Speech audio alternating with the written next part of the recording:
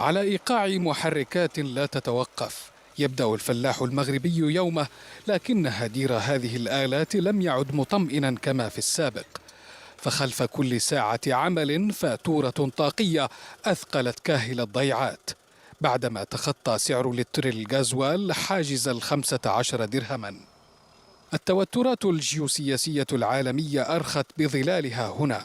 تكاليف الإنتاج قفزت بنحو 30%، حيث تجاوز سعر ساعة الحرث في عدة مناطق حاجز 200 درهم، مما جعل الفلاح الصغير في مواجهة مباشرة مع شبح الإفلاس.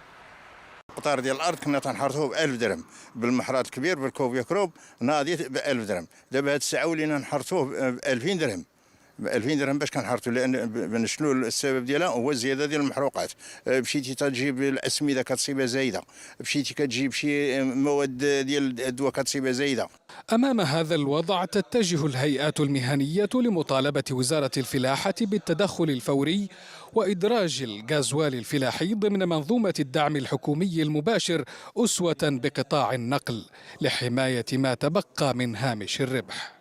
من اجل التخفيف ديال العبء ديال الكلفه الطاقيه كنطالبوا بدعم الفلاحين ومراقبه هذا الدعم باش يشمل الفلاحين الكادحين وباش يحقق لا فيناليتي ديالو، باش يحقق النهايه ديالو اللي هي الاثار على